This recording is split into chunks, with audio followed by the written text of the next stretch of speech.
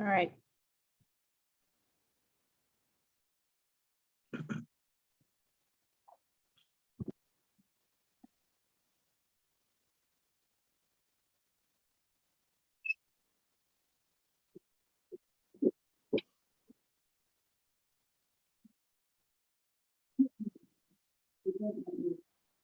Just ask to unmute you. And check and see Michael too. See temporarily has it on.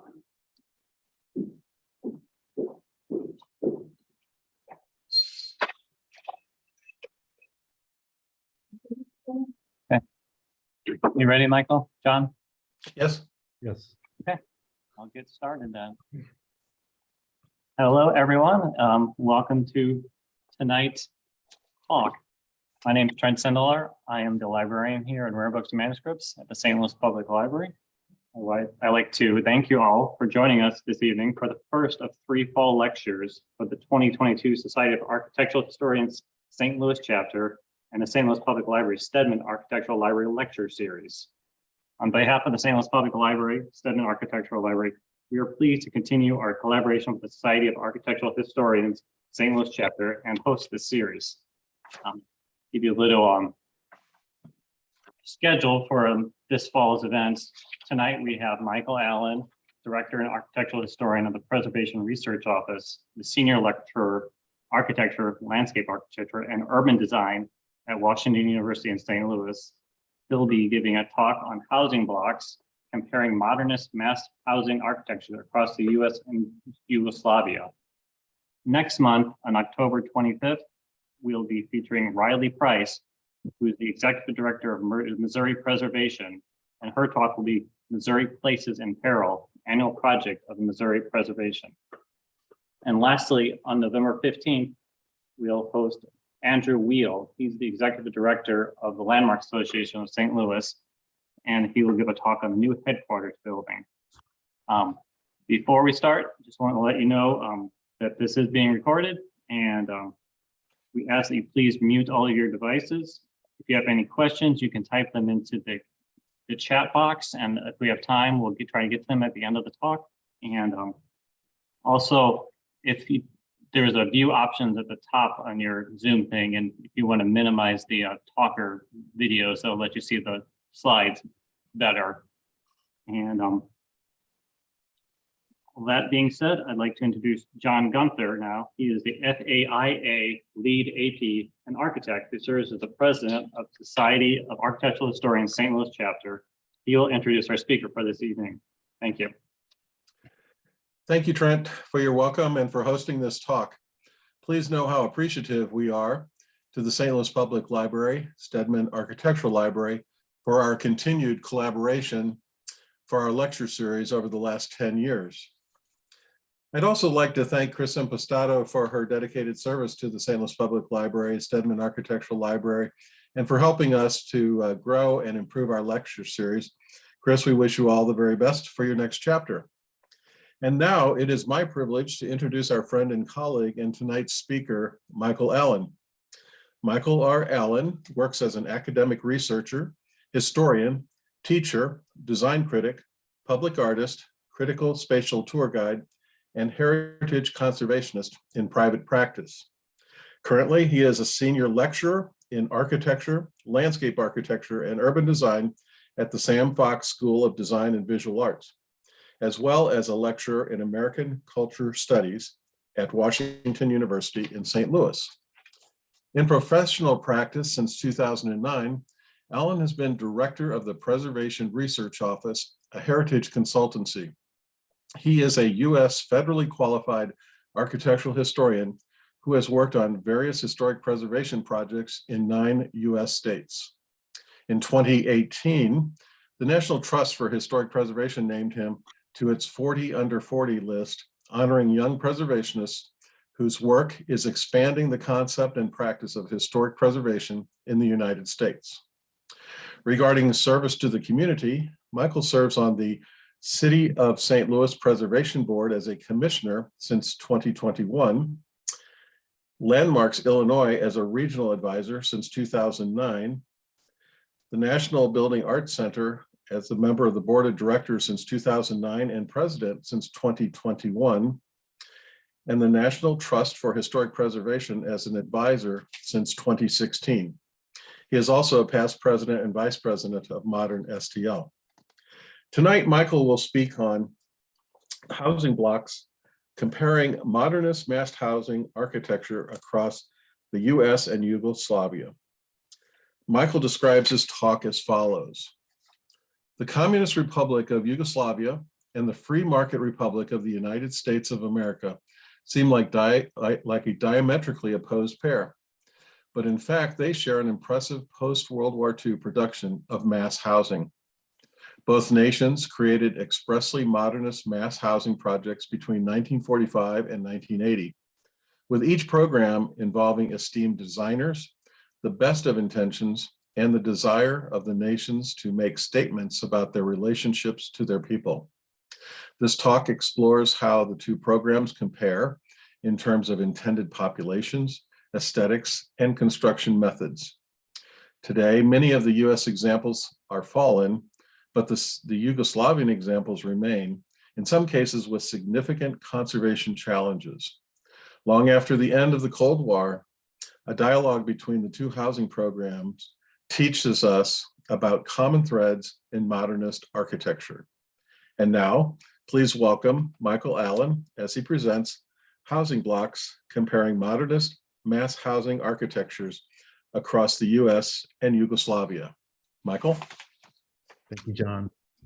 And good evening, everyone. I want to give a special note of thanks to the SAH chapter treasurer, Rich Miller, who encouraged me to pitch this topic for tonight's talk over drinks at Brennan's last year. So the fruit has been born on the vine, so to speak.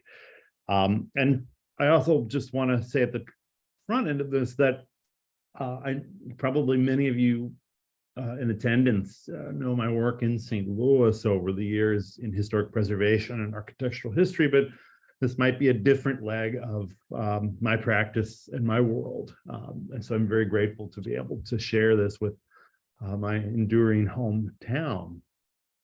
Now to the talk.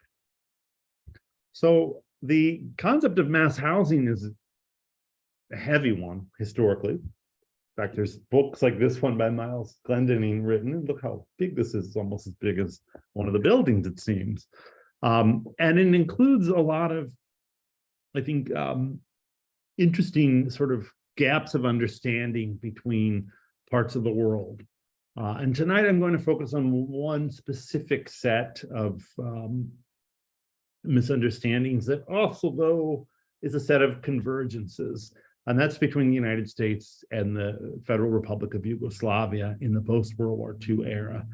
As John already indicated in the description of the talk, these countries were on opposite sides of questions about what constituted the free world during the Cold War, but enjoyed a very commensurate set of endeavors in producing mass housing for their citizens, especially in the 1950s. And their programs have intricate parallels that I will discuss throughout this talk. The same comparison between the United States and other socialist nations in Europe at the time could be made, but there's some key reasons why this comparison really seems apt and interesting and has become a pretty consuming part of my research. The image before you possibly conjures the view of mass housing that you might hold in your head, this heavy brutalist architecture from the 1960s and 70s here in New Belgrade, which is across the Sava River from Old Belgrade and the capital of Yugoslavia, today the capital of the nation of Serbia. But you might also think about American examples like this Cabrini Green by A. Epstein and Sons, a very prominent architectural firm that also has a work of commercial architecture in downtown St. Louis. But here the US examples are often noted as ponderously heavy, mechanized, drab affairs that are either warehouses for the very poor at their worst, or failed experiments of doing the right thing at their best. I'd like to collapse that view through this comparative reading. And again, I want to also introduce the term mass housing because that might not be familiar. And I'm not using the term public housing because there are some key differences. What I'm talking about tonight, mass housing constitutes a collection of repetitive multiple dwelling units. So the scale I've shown you so far is on the high end. There are also smaller projects like corporate villages like Pullman outside of Chicago, or low-rise public housing, which will play a small role in here. But mass housing doesn't have to necessarily be produced directly by the state like public housing. And some mass housing in the United States that does remain is owned and developed by cooperatives. We can get more into the weeds later on this term. But mass housing also is really the largest architectural project of the 20th century. And pretty much every nation in the world engaged in this in some form through private and public channels. And Florian Urban, a historian of architecture, writes that modernist mass housing is the most widespread architectural scheme of the 20th century. And that's not necessarily how architectural historians usually narrate the history of modernism or the history of the 20th century. Buildings like the block here at right are usually not found in those pages. And Miles Glendinning, who wrote the book I held up to the camera, encourages us to see modernist mass housing as something that's far from a monochrome desert of uniformity, but a global landscape of riotously, what an interesting adjective, colorful variety and complexity. So between these two poles, we have the talk tonight. Either, it's the most widely replicated type of modernist architecture, which is a potential pitfall for innovation. On the other hand, we have the championing of the idea that this is a very beautiful and interesting type of architecture. Where your opinion falls by the end of the talk, I'll be curious to hear. So many people would conjure this image thinking of mass housing and the history of modernism. Tonight we'll look at architectural modernism, and often a broad brush is painted across mass housing. It's the birth child of figures like Le Corbusier, shown here, looking at one of his unité de habitation buildings, these buildings based on modular construction for mass housing that he designed and built across France. A very interesting and colorful type of architecture, but through many of the gestures, especially in popular media, this kind of housing has a poor reputation today, and many of the attributes Le Corbusier sought to evoke are not what's laid at its feet. Color, innovation, and simplicity often aren't there. It's more likely to be monotony, turmoil, super scale, negative attributes of design. But let's get back to this comparative project. And today the Society of Architectural Historians nationally is encouraging a lot of comparative architectural scholarship across national boundaries, and I'm glad to be doing this work. The United States and Yugoslavia, again, are just two of the poles in this world of construction. Modernist mass housing is happening all across Europe in countries of all sorts of political economies, from Great Britain into the Soviet Union. But what makes these two nations interesting is that they both are federal republics, where the different components, the states in the United States and the republics in Yugoslavia, hold power over design and construction in the state systems that emerge. So Yugoslavia is not the topped-out affair of the Soviet Union and its satellite states. It's a more fluid and productive place where architects and localities have power in design decisions. So it compares pretty favorably to the United States with our federal system, where housing production dollars are allocated to states and to local governments. There's also a parallel sort of historic impulse where Yugoslavia launches its first mass housing program in its 5-year plan of 1947, and the United States in a big way in the 1949 United States Housing Act. Of course, there's the previous 1937 Housing Act, but tonight we're really focused on post-World War II production as our main subject. I should note here too that Yugoslavia was founded in 1946, so it's a very new nation. It's founded of the republics we see at right. It disintegrated in 1991, with Slovenia being the first of its republics to secede. And the subject of its collapse in the 1990s, I'm sure is familiar to many of you. Yugoslavia was affiliated with Stalin's USSR in 1946, but its leader, Josip Broz Tito, shown here second to right next to President John F. Kennedy of the United States in this 1963 photo, broke from Stalin in 1948 and set Yugoslavia on a different version of a communist future. In 1955, Tito announced a policy of self-management in which the different republics could fund technically nonprofit corporations, but state-funded, but directly corporations that are managed by their members, almost as if they are private enterprises. And this becomes the forefront of urban design and construction, rather than government agencies controlled directly by Tito. Very important distinction with the rest of communist Europe. And in the 1950s, there's competitions for housing starting in 1955 that lead to innovations alongside the buildup of the US program. The other thing that binds these two nations together, as John already indicated, but we'll get into, is the results of these housing programs are complicated.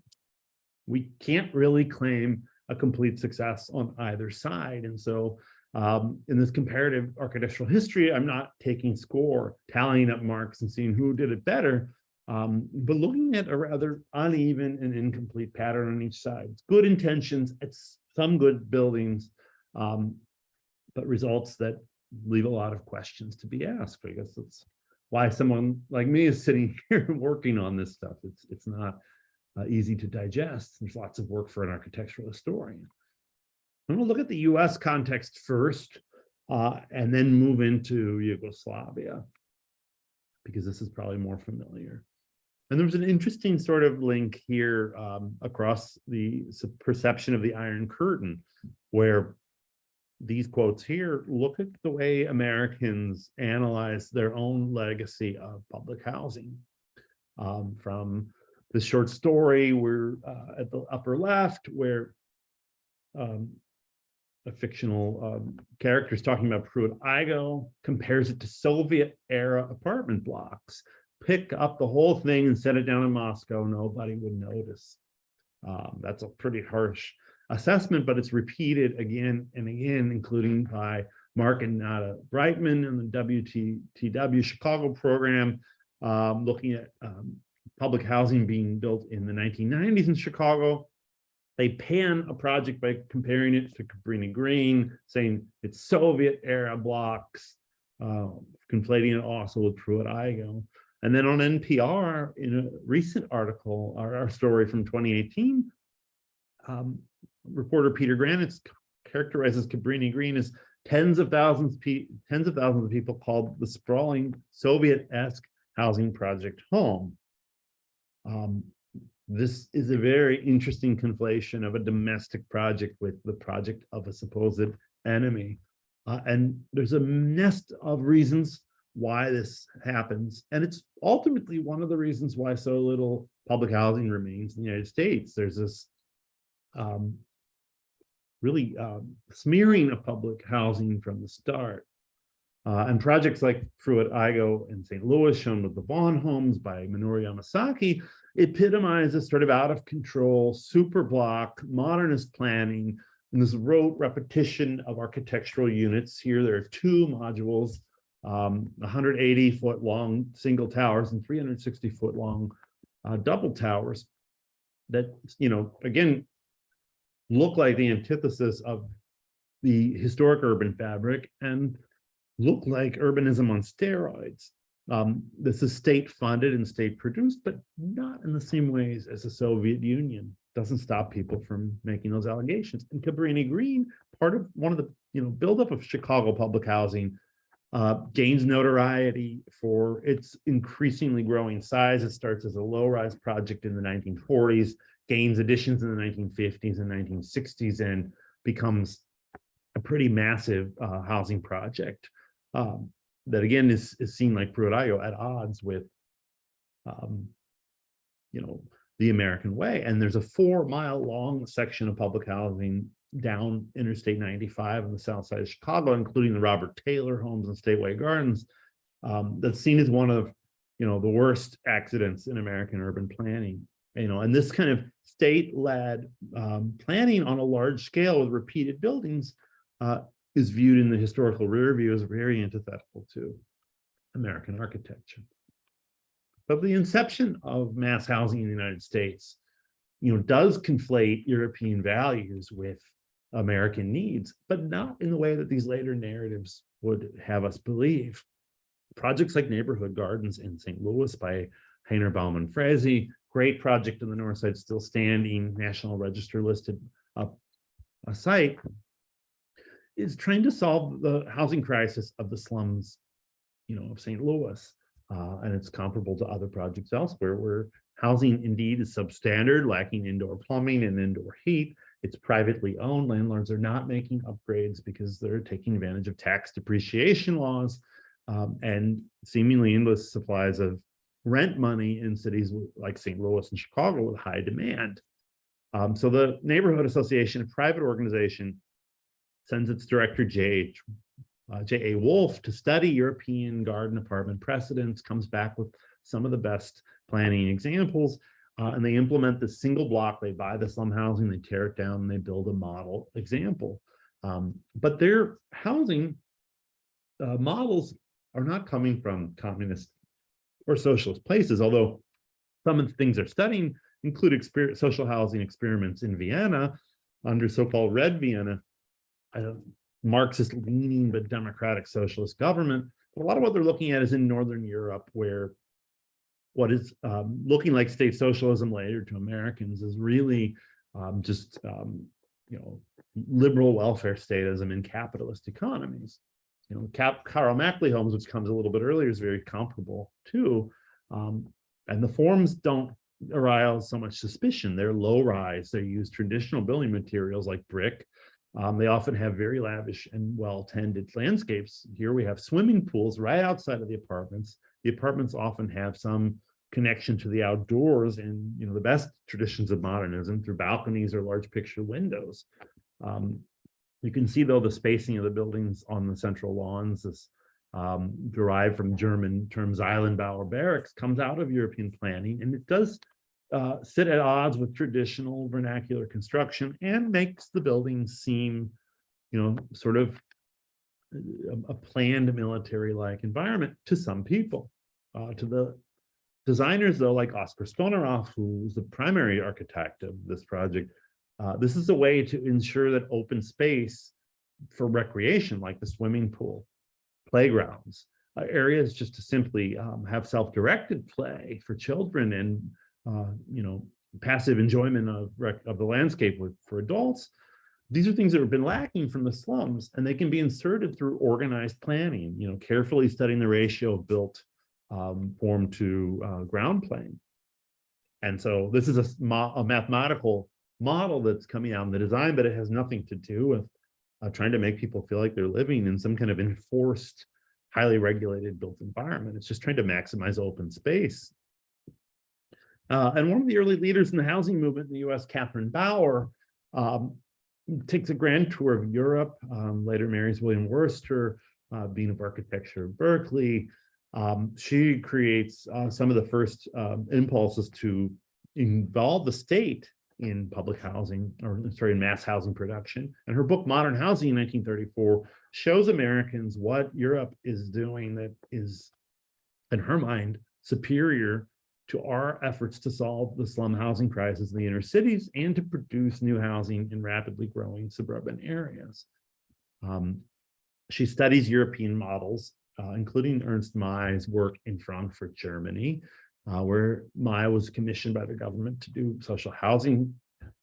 Here are more townhouse-like buildings, but there's also projects like the Romerstadt, this completely new project on the outskirts of Frankfurt that introduces modern amenities like the Frankfurt kitchen, this very small, rationally designed kitchen that's supposed to make cooking almost a Fordist endeavor, like a assembly line worker, completely efficient on time and function of the body.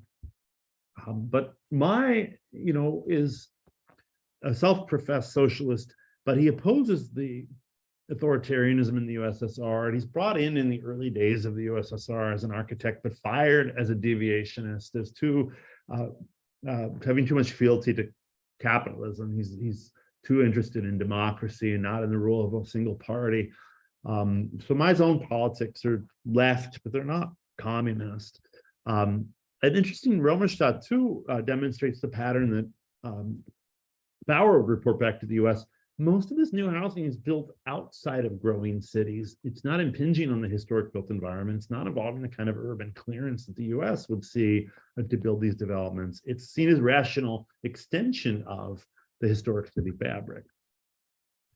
Another early housing advocate, Edith Elmer Wood, published this book in 1931, sort of looking at some of the best examples. And she turns not to the USSR again, or to any socialist states, but to the council housing developing in London at the left slide, comparing it favorably to this view of the slums at the upper left corner, and then government housing that had been built during World War I for shipbuilders on the East Coast for part of the war effort. And so war production, which is a very patriotic American thing, is seen as a key precedent. Notably also on both sides of the screen, you see traditional architecture, not modernism.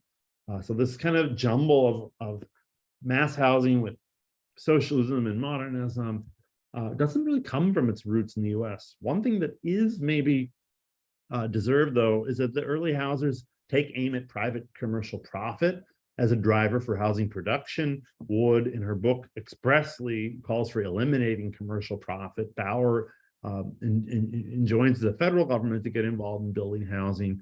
And so the housing movement that emerges in the 1930s becomes the enemy of the real estate industry.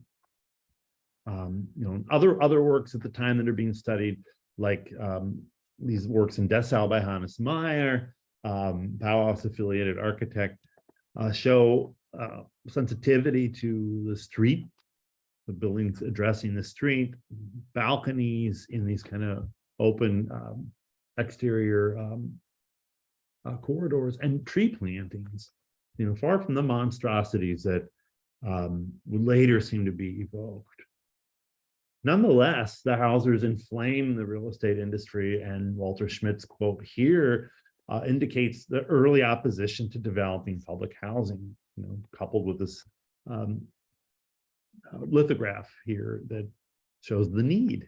Cities are dirty and decayed, housing is substandard, people are desperate, and Americans are enjoying this move into cities, mass population shift, including the great migration of African Americans, putting a demand on cities for more housing. But the president of the National Association of Real Estate Board says that housing should remain a matter of private enterprise and private ownership. It's contrary to the genius of the American people and the ideals they've established. A government be landlord to its citizens. He's encouraging people to save money and move up the ladder and rent better apartments, and sort of covertly justifying slum housing as entry-level housing. Another figure in the American debate is Senator Robert Taft, so-called Mr. Republican, senator from Ohio, who eventually capitulates and embraces public housing. Taft is a small government libertarian-leaning senator who wants the government to be bound to the tightest interpretation of the Constitution. But in 1945, he moves, after several years of studying the issue, to the position that some people in America would never have adequate housing if the federal government doesn't get involved in housing production. However, Taft wants limits on this question. And so he's saying that maybe, the government shouldn't get involved for the 10% of the lowest income families. And this becomes a huge debate in the US. Who should get public housing? And Taft, sort of threads the needle so that housing is going to be reduced, not to a right for every citizen, not a right for every poor citizen, but for some small percentage. And there's debates on should it be the very poor, or what eventually happens is this idea of the deserving poor, people who have enough self-sufficiency and wherewithal to climb the ladder so that they will not become permanent residents. That's in odds with Taft's view, which is this is basically the housing of last resort for people who are pretty much going to end up there. Now, public housing becomes both. It goes through a period where it's a place for lower income strivers, and then ends up basically becoming a spot for people with low social mobility.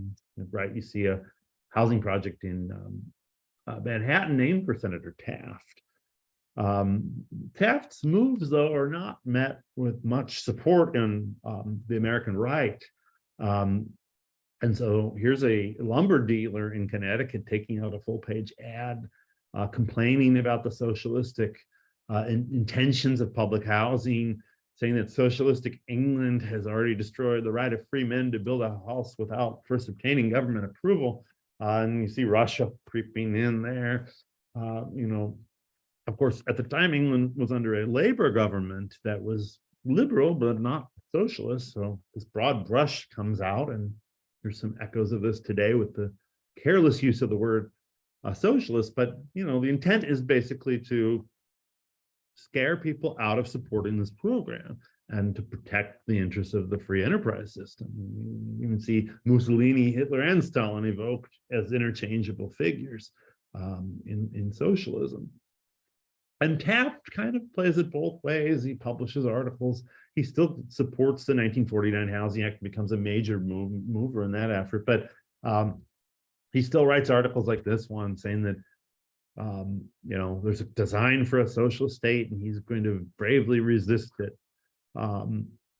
So he's undermining some of his own support for public housing. And I just wanted to show this local Globe Democrat slide that St. Louis realtors went to the National Association of Real Estate Boards convention in Chicago and heard about how socialism was threatening their industry by support for the 1949 U.S. Housing Act. On the other hand, public attitudes were a little bit different than what some of these more prominent figures would indicate. And the Providence Journal in Rhode Island wrote to reporters around the country asking if they thought public housing was a dangerous experiment in socialism, and only 22 answered no, 3 answered yes, and 6 qualified their answers.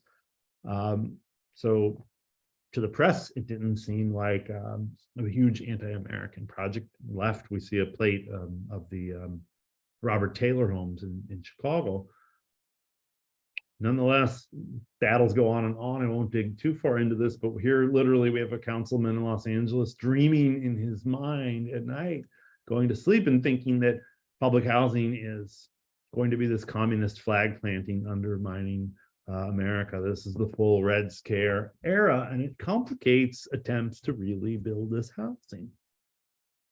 And here's another one. Ralph Gwynn, congressman from New York, congressional speeches, tours the country, saying that public housing is anathema to the American way.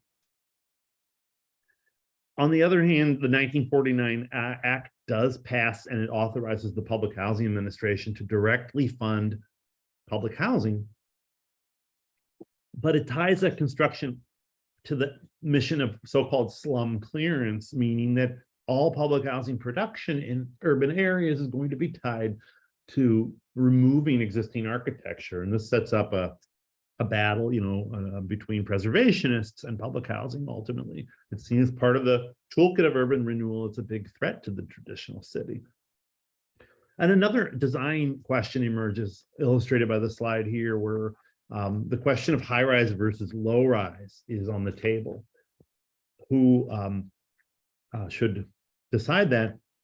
But the government officials who ultimately veer in the side of high-rise buildings, like the one at left, designed by Minoru Yamasaki, who champions the high-rise form in this article in the Journal of Housing, in contrast to Catherine Bauer, who thinks that the high-rise form alienates people from nature and the ground, and then it could create overcrowding and excessive density. But Yamasaki rejoins Bauer's points by saying that the high-rise actually allows for the most highest percentage of open ground plane, and projects being built in New York City and Chicago at the time often leave from 60 to 80% of the ground open. Theoretically, that could be like, buildings sitting in a great garden, like the Corbusian vision of towers in the park. But the devil will be in the details. Yamasaki's strongest work in public housing architecture was here in St. Louis, the Cochrane Gardens apartments, where he differentiated 12 public housing forms into 4 8 and 12-story blocks, so that no unit would have its views of the city impeded by the wall of another building. So you could have these expansive views, and the heights would differentiate and allow open vistas.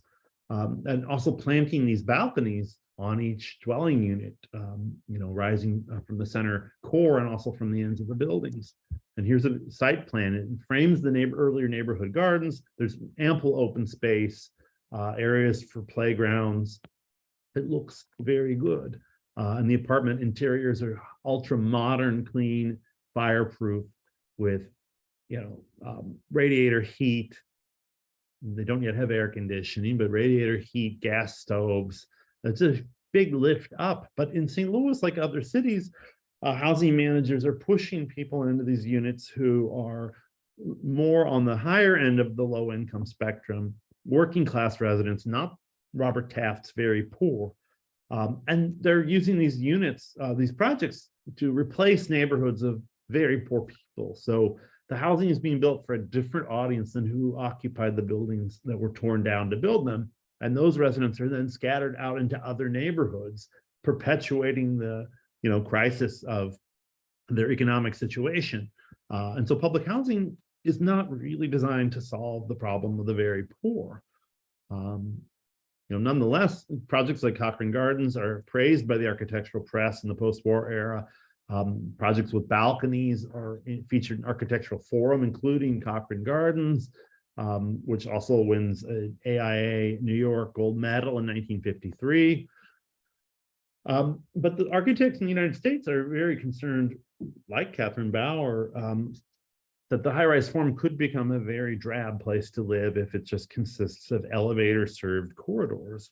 And the Mill Creek Apartments in Philadelphia, original model by Louis Kahn, includes splitting circulation on these alternating tiers of townhouse-style apartments, so that there's also different pathways of income groups. So people who are a higher income and lower income are sharing the building. But most of these early kind of ideas for radical planning gestures that might make the high-rise seem less like a high-rise are scuttled by the Public Housing Administration in the name of keeping the costs down, as part of the compact made with conservatives like Robert Taft and the National Association of Real Estate Boards. The federal government promises, to limit housing production, to not be a public right for every American, but also to ensure that these buildings are built with an austerity so that they're not going to be long-term competitors to the private sector. As for the allegation of Soviet affiliations, it's interesting that Nikita Khrushchev, the Soviet premier in the 1950s, actually gets the idea for a massive program of prefabricated housing from some of the work that's happening in the United States. He thinks that the US is actually producing mass housing faster through their state-funded programs, and that the simplicity of the buildings, this austere stripping down of buildings, removing ornament, putting the units on double-loaded corridors, and building them on these densely built out side plans is the way to go. And so the Soviet Union before was building more Baroque modernism. You can see projects like the Karl Marx LA in Berlin with terracotta ornament, all referencing the power of the state, but they shift because of the US to this kind of stripped down architecture that later US figures are blaming the US for being influenced by. The US standardization, though, attracts a lot of criticism from figures like Bauer, who in 1957, over 30 years, or 20 years after her book comes out, is saying that public housing is in a dreary deadlock of design, It's not serving its intended audience. It's coming at the expense of demolishing traditional urban America. And it's not, it's not producing great architecture. It's an embarrassment in terms of what she intended to bring the novelty and innovation of Europe into the United States. And, she's fighting again with Yamasaki, who had just designed and finished the Pruitt-Igoe apartments in St. Louis, finished in 1956. Sorry, that slide is an error. It should say August 1956. 33 11-story towers placed in these Zeilenbauer barracks-like rows, separated by 200-foot wide lawns that, as you can see in this image, are sacrificed for automobile parking in many locations. So while at the north, you get this beautiful, potentially beautiful sort of park mall through here, the other areas are divided by parking lots jammed right up against the playgrounds intended for children. And this landscape plan by Harlan Bartholomew and Associates suggests bosques of trees and play areas, this wonderful lush landscape. It does show the need for parking, but this is kind of the result. The Housing Authority gets federal money to build the towers. Federal government's not willing to pay for the landscape. There's no real other source for it. So it's kind of a forlorn and forbidding landscape without the kind of provisions to make that ground plane that Yamasaki was fighting for a beautiful place so that these towers would make sense. When built like this, at odds with the rest of the city, even its weaker substandard housing, might look more harmonious to the human eye. And Yamasaki's attempts to differentiate the forms originally included variegating townhouse units with towers. That's all resisted by the federal government. He's forced into these modular units. He's forced into high-rise form. His oft maligned idea of skipping the elevators to stop at every third floor is, in his mind, a way to encourage people to meet their neighbors, to force you to walk up or down a flight of stairs so that the galleries on the south sides of these buildings, which are, by the way, there's no double-loaded corridors, and the south galleries are sun-drenched streets in the sky, that this is going to be a circulation pattern to try to bring something of the vitality of the urban street grid into the sky. But the Public Housing Authority's fingerprints are all over the design, and not in good ways. Here are two large family units placed back to back in one of the Pruitt-Igoe towers. You can see the program required a minimum program for each apartment. Each apartment had to have a living room, a dining room, a kitchen, a bathroom. Every bedroom had to have a closet. Well, these 5-bedroom units have exactly that. One same size living room, the same size as a 2-bedroom, one toilet, one bathroom, one small kitchen. None of those spaces are fungible in terms of the design to keep, the standardization model going. And here the circulation out of Yamasaki's galleries breaks down when you see that people are literally living with interpenetrating apartments, toilets back to back, but they're taking separate stairwells up to their units. So they'll never meet each other necessarily, even though their apartments are literally embracing. And Yamasaki's vertical streets become, quite the subject of a lot of social commentary of photography when they break down. And the Public Housing Authority's insistence on austerity leads to the plumbing and radiator pipes being exposed, which you can see in this cage here. The walls not being plastered, but instead being plain concrete block with the structural tile below, the floors being bare concrete. This kind of austerity is not aging well in the photo at right. And Pruitt-Igoe's demolition makes it a target that allows a lot of negative narratives about public housing to be developed. Nonetheless, when Pruitt-Igoe's first 3 towers are demolished by dynamite in 1972, mass housing is actually still being built. Not public housing towers, because starting under Lyndon Johnson in the late 60s with the turnkey program, there's a gradual privatization of the production of public housing. And when Pruitt-Igoe was demolished, Richard Nixon and his housing secretary, George Romney, Mitt Romney's father, order a moratorium on further public housing construction. But private funded projects like the Co-op City in the Bronx, the largest housing development of any kind ever built in the US, just being finished around the time that Pruitt-Igoe is demolished. But you can see at Co-op City, you have the towers in the park at left, but also more intimate spaces with low-rise buildings, commercial development that the Public Housing Administration wouldn't allow commercial development on any housing project's ground. But at Co-op City, they have a shopping center, doctor's offices, and the works. And today it's a very well cared for project. But again, it's a cooperative where residents can buy equity and own the management corporation. This was built under New York's special Mitchell-Lama co-op laws that allow these kinds of corporations to exist. By the 1970s, Pruitt-Igoe and other projects are teaching lessons in the lack of security with their high crime. Oscar Newman's defensible space ideas come out and take aim at how these projects were developed and built, looking at especially the ways in which criminality is incentivized. This is another negative mark.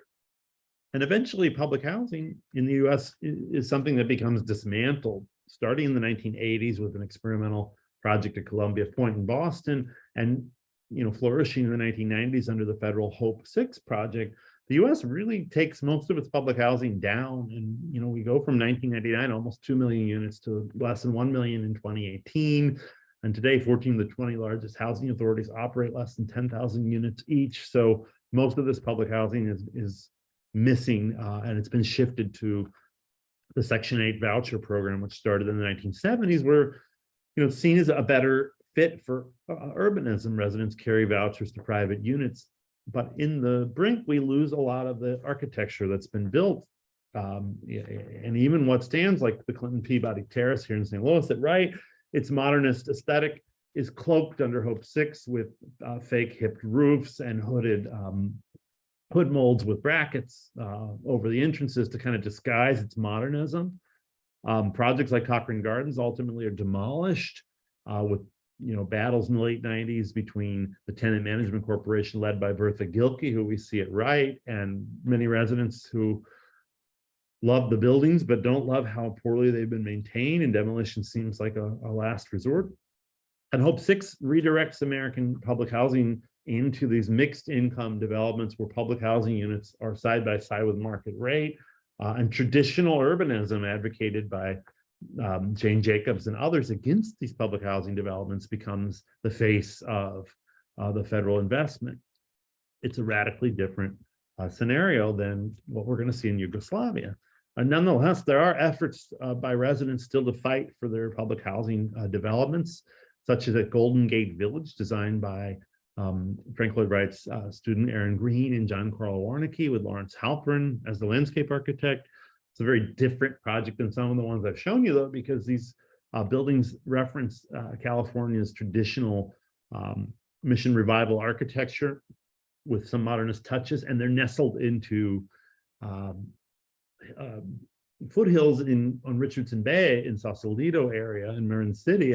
So it's a very, very beautiful fulfillment of some of the ideas of how public housing architecture could respond to a sense of place and landscape, and not be an intruder that destroys cities, but extends them. But in the Bay Area today, with affordability a huge crisis, residents here feel like if this gets torn down and rebuilt, which the local housing authority wishes to do, they will simply not only be purged from the site and these buildings, but from the Bay Area altogether, because there's nowhere else left that they can afford. And they've successfully led to a National Register designation for this project. So residents who once turned against the architecture now are often embracing it in struggles to stay in place. They may or may not really care about the design, but it's awakening preservation authorities to a different assessment of these projects before they're demolished or lost. Let's turn to Yugoslavia and see what we're talking about in contrast. The Yugoslav program, as I mentioned, is really ramped up in the 1950s. There's competitions starting in 1955. And the early works, like some of the works in the US, are of smaller scale. These are dwellings on Ali Pasha Street in Sarajevo by Juraj Neidhart, who was a disciple of Le Corbusier, who had worked in his office and was affiliated with the International Congress of Modern Architecture, CM. And here we have an embrace of some semi-traditional roof forms, mitered corners with huge open balconies that are now infilled by residents. Here's another view, perforated concrete screens.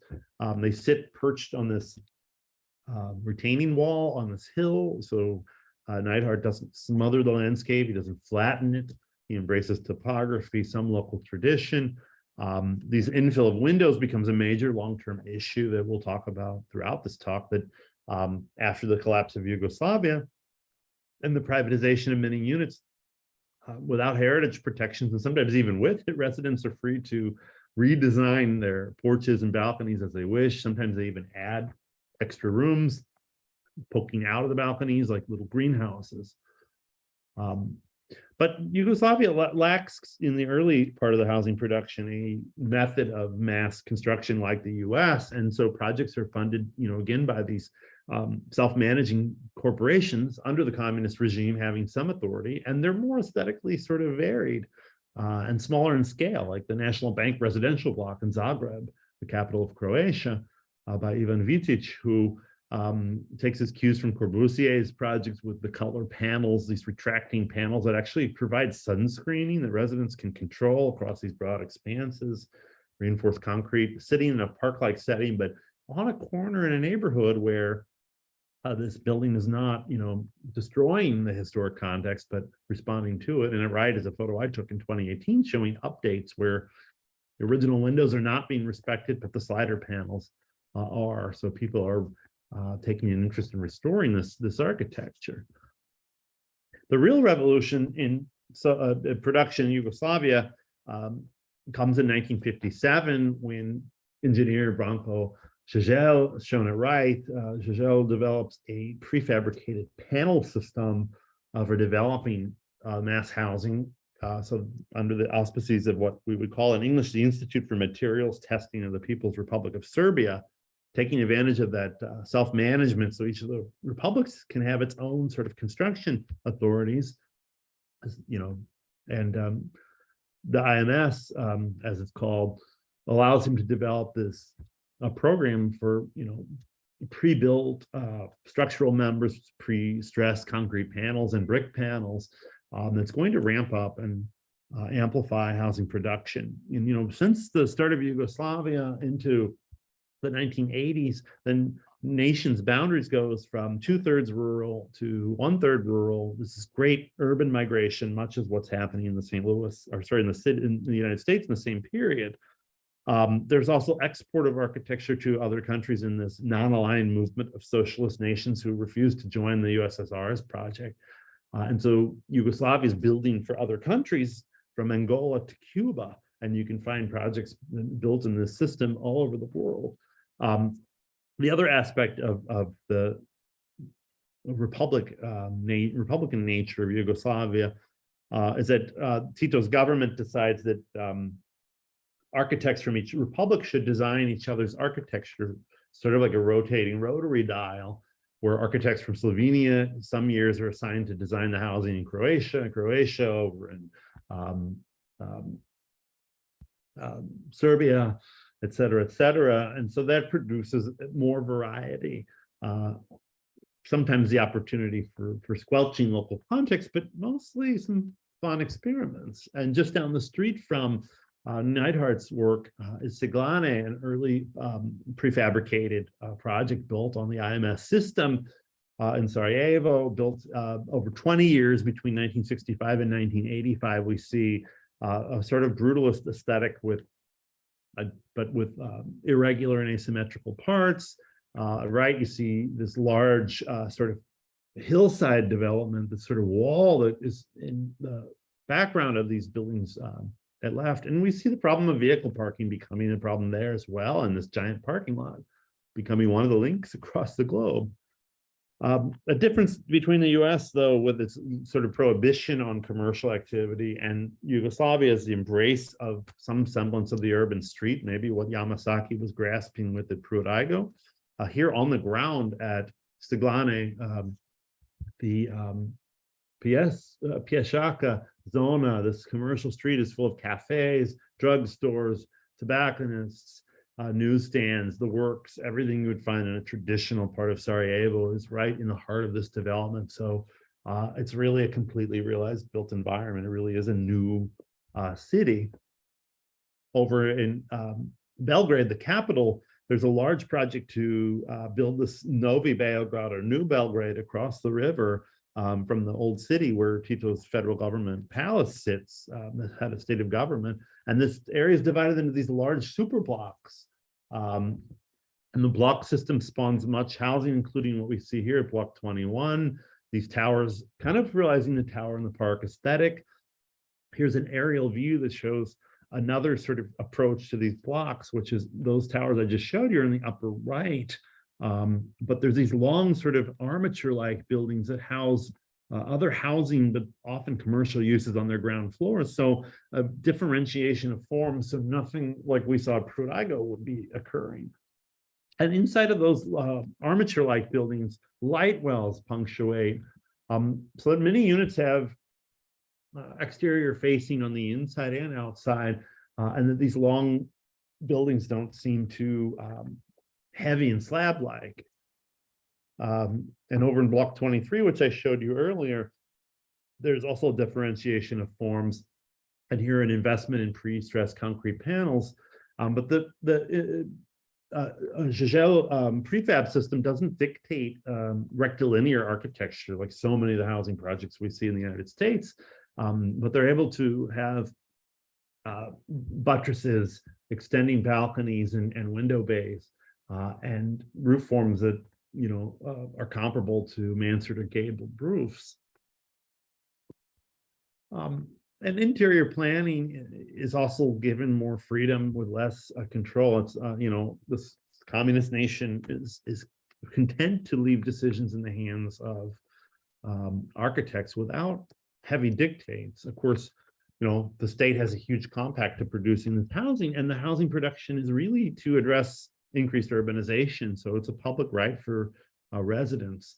More on that in a minute, though, and why that wasn't really fulfilled. But this building, the Televizorke in New Belgrade in Block 28 from the 1970s, another brutalist structure that is nicknamed Televizorke, or television set, because of its these surrounded windows, the projecting window surrounds that look like a common popular television set in Yugoslavia. Here, this long wall of a building hides an interior where open circulation is emphasized within apartments. These architects here are experimenting with different paths of corridors that can meet at different axes. So we have sort of kitchen space that terminates at a balcony, the access from the front door into the living room and the dining room. We see the bedrooms are distributed away from each other, and there are two toilets. That these units also have windows on two sides of the building often. These are all sort of signature touches of the housing production, but also one of the reasons why most of the housing that would be produced ended up not in the hands of workers, including what I'm showing you here. This is in the New Belgrade district of Bajania. These are called the Admiral's Blocks, or the Officers' Blocks. In Block 61 through 65, these hulking mountains of concrete were so well built and well designed that the people who are coming into Belgrade to work in the factories can't get the units because all of the military officers, state bureaucrats, teachers, and other people who are members of the Communist Party with more established links to the elite are gobbling up these units because they're the best housing in town. And these become more middle-class sort of bedroom communities. And here's a view of this area of Bajania, where the blocks, or Blocovi as they're called there, form almost mountain ranges in the city. And on the ground, we see here, these prefabricated panels can create a sort of a poetry of sorts, even though the forms are repeated like in the US. At right is another view. We talk about conservation issues. Again, look at all the mini split window units with the air conditioners and the different types of windows that have happened even in some of these buildings. I think you can see it here with the white colors. people are increasingly trying to insulate these buildings because the panels were not well insulated and the windows not as well. You can see the window replacement, but they're also insulating the panels through exterior application of EFIS. This has prompted local heritage designation of the oldest part of New Belgrade, not these towers yet, to try to clamp down on this practice. Again, looking at the circulation patterns and design, here the Darko and Milenio Marušić are husband and wife firm. They have many, many works of housing and other types of buildings. Are very well regarded in the history of Yugoslav architecture. Here they're concerned with maximizing the daylight exposure and the possible connection to a balcony in these towers. And this at left, you see the red lines indicating the kind of unit I show you at right. It's facing the other way. You can see the kind of concern here for almost like a perimeter circulation pattern through this unit, almost an open, non-cellular arrangement of the kitchen, dining area, living room, letting the family kind of decide how to use the space, and these giant sort of open balcony areas in the circulation patterns that many people, as you can see, infill, but some have left open. Popular place to dry your clothes. This is very sensitive design, but again, its future is not completely certain. Today, this is all privatized, and the different units, some of them are rented and some of them are owned. The municipality of Belgrade has been given the task of managing the overall groups of towers, but they don't have the funding of an entire federal republic. And the same thing has happened all across former Yugoslavia, where different parts of the former republic, like Slovenia, are wealthier than others, like North Macedonia and Serbia. And the ongoing maintenance is kind of just left to the property owners without much state guidance or assistance. So people are putting in their version of the vinyl windows, and they get a little more money, maybe even hiring someone to go up and EFIS their unit. Over at Fujina, this is one of the later projects. We see another kind of example of the Yugoslav construction. This is a project that started in 1977 and was under construction through 1988, almost to the end of the Yugoslav period. And we see here a massive, what we might call megastructure. And so toward the end of housing production, there's definitely an emphasis on increasing the size of these developments, because the program has not adequately addressed the need for housing, in part because of the units shifting to the middle classes and not to their intended audiences. And you can see, though, the spatial planning still remains in league with nature, like this river, the Ljubljana, that flows through here, and trying to differentiate the building forms so that you avoid the Zeilenbauer barracks-like approach of the United States and other parts of Europe. The harmony with landscape and planting is seen here, but we also see something else I'll mention in a second. First floor dwelling units get to privatize the space around them. They always have in their own gardens, very different than American public housing towers. Balconies also planted, but the first floor units are highly coveted. We see splashes of color in the development as well. But I wanted to point out here, these roof lines are not historic. So what we're seeing now are a rash of illegal additions to the top of these buildings that are not regulated by heritage or even by building permit. So, some of these buildings are owned by multiple owners or single owners, but either way, they get together and they finance the construction of multiple floors, and these sort of, corrugated metal, more traditional roof forms almost shed roof forms emerge out of the modernist buildings, parallel to some of the problems we see in the US with Hope 6. However, there is precedent for traditional roof forms in the mass housing, and this is a project in Belgrade that shows you this late 70s, early 80s embrace of traditional building typologies. We might call this postmodern, although it's still built with the prefabricated concrete grids, and these bricks are coming in panels. Shows you the real dexterity of this Jagel panel system. It can produce architecture, radically different materials and faces. We do see the provision of cafes and other ground uses. in the private enclosure of these balconies. This is now a heritage site, and it's being overrun with such work. This is SAH Vinogradi. And it's the same firm that did the same couple that did the other work, the Marusic partnership, and it includes ample amounts of public space. It does try to embody this Corbusian idea of separating cars from spaces for people, creating these internal walkways that are supposed to be lively. Today, well, not so much, and this remains a middle to upper middle class neighborhood, and many of its residents just simply stay in their apartments or go out into the rest of Belgrade for leisure. So a lot of these public spaces are neglected. Today we have some problems in the Yugoslav legacy. We have resident alterations. This is looking up in a light well in New Belgrade, and then also gentrification.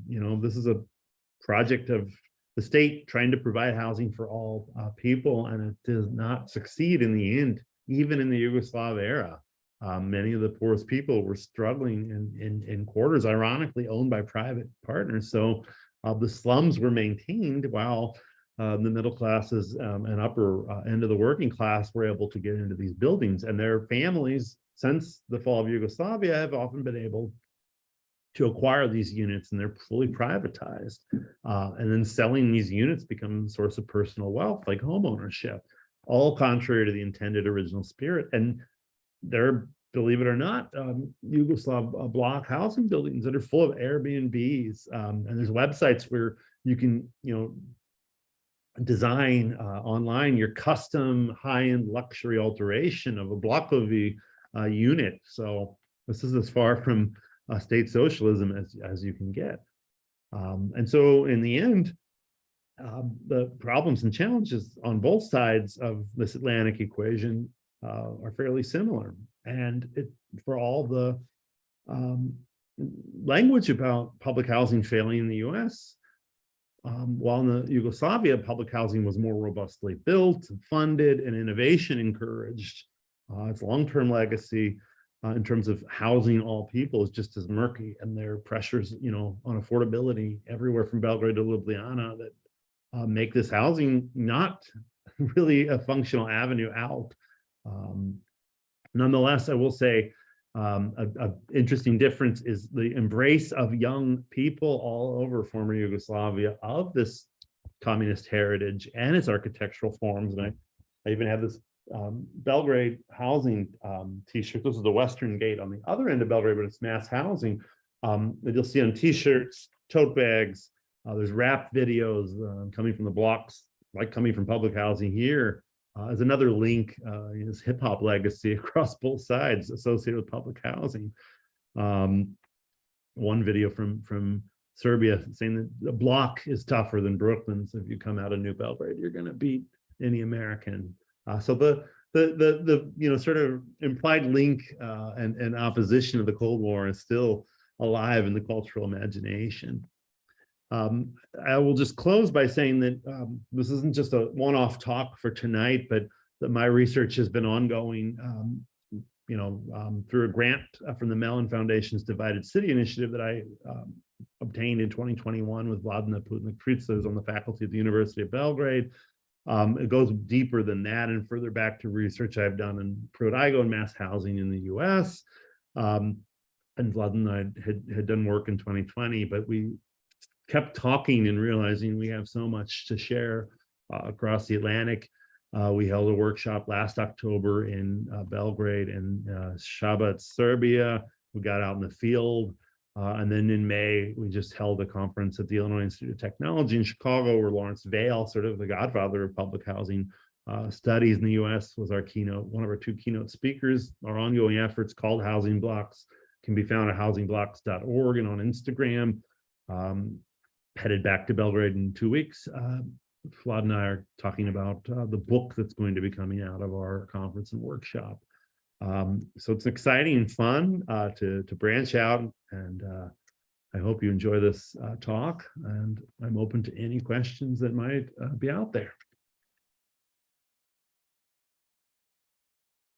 Let's see, also a link for next month's talk is in the chat, but anybody wants to pose a question, I'm wide open. Thank you, Michael. That was really fascinating.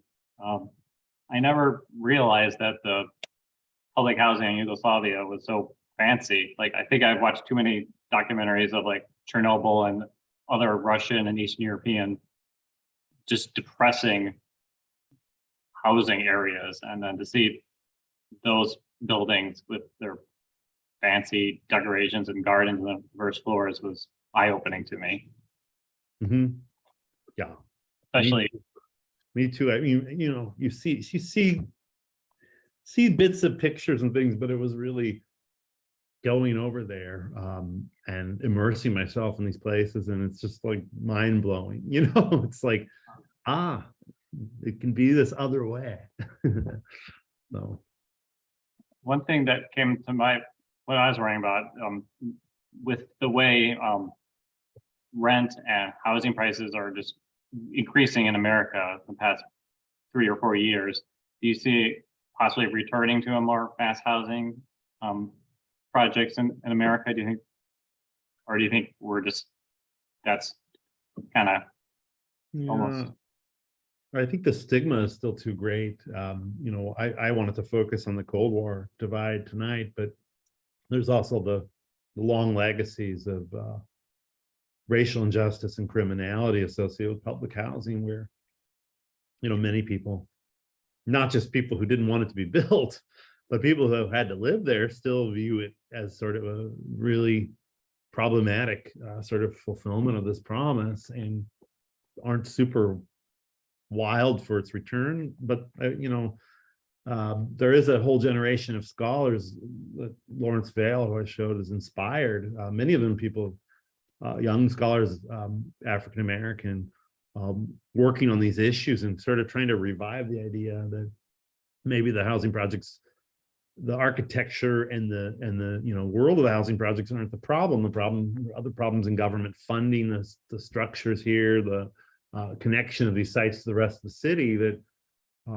might create a reconsideration. I think there is a lot of activism now around preserving remaining sites that are still public housing, like the one I showed tonight. And there's a low-rise project in Chicago, Altgeld Gardens, where the residents are fighting, not only to keep the buildings public, but to like restore and reopen some of the project amenities, like the public school at the center. And residents in New York have fought, the cooperatives have to be recertified by a state board, and they get, I think it's a 50-year certificate. So many of them have had to go through that, and some of them had been losing that because of pressures on, the value of those properties. So there's a huge pushback now, at least to keep what is public or semi-public, that way. Whether or not that germinates in a movement for more mass housing, I don't know. It's definitely well needed all over the world. In Europe, we have such actions as in Berlin. The city of Berlin bought back East German, communist, real like USSR communist blocks in East Berlin 2 years ago that had been privatized after the fall of the Soviet Union. Bought it back, and it's now, the city government's become the landlord again in those buildings. So I think there will be more attempts to sort of reclaim this legacy, probably faster in Europe. Just, it's also, you have so much more of it, and the quality arguably is higher, or at least the imaginative effect is higher. So, you don't typically make t-shirts about dead buildings. Yeah.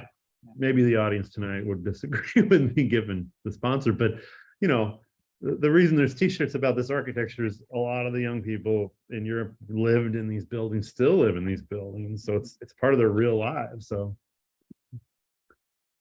We have one question. oh, Chat is someone, disabled. that is so disabled. that probably would be why no one is able to chat. Oh, somebody asked, when will the book arrive? Well, stay tuned. We have a process ahead of us of inviting contributors from our events, and I'd say 3 to 4 years, probably, because we'll be going through an academic peer-reviewed publishing. That's just a slow process, but Yeah, hopefully 3 to 4 years. The faster, the better. Okay, well, Oh, yeah, oh, Susie Frechette. Thank you. Thanks, Susie. I'm glad you're here. coming again, Susie. It's been a while. Hope everything's going well with you. Somebody who encouraged me to be very curious about architecture from a very young age. So thank you. Okay, well, I think we'll wrap it up then, about time. So I want to thank you again, Michael, for giving this talk. It's been really interesting, and I'm going to look forward to your book and maybe track down some of your other writings. So and thank you everyone else for attending. We'll have another, the October 25th is our next talk. And so we look forward to seeing you all then. Thank you. Good night. Good night. Thanks, Trent. Okay, super. All right. Thanks, everybody. And I look forward to the recording on YouTube. Just send me the link. Yeah, super. Great.